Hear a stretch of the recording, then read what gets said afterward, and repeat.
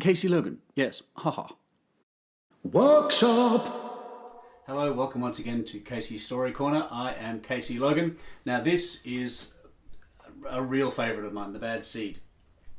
Now it started from when I first saw the cover in terms of the voice and the character. For some reason he looked like a cowboy holding that crayon, like a gun. Alright, so immediately I started going a little bit Wild West and deeper because it looks quite rough. The Bad Seed. I just had that in my brain. The Bad Seed. Urgh, I'm a rough and tumble cowboy.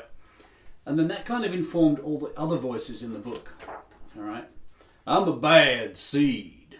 A bad seed. Again, I really leaned into it and just, it's so much fun.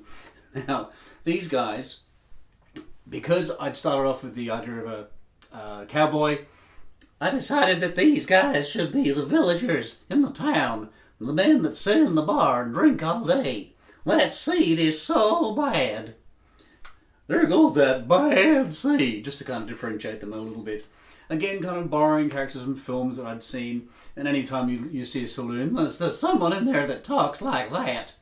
That seed is so bad.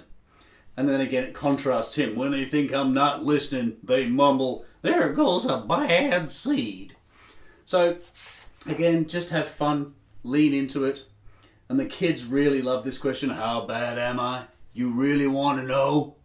Obviously, with that particular voice, you've got to be very careful. You don't damage your voice. Have some water handy. Make sure you're thoroughly hydrated. But I encourage you just to go berserk with it. Like, I used the expression on his face, the way he was standing, and the fact that it's called The Bad Seed. I just heard that, the bad seed, in my head in a kind of a Western accent. So that's how I did The Bad Seed. Hopefully that's given you some ideas to start with. Thanks for tuning in. See you later. Bye. Casey Logan! Yes! Ha ha!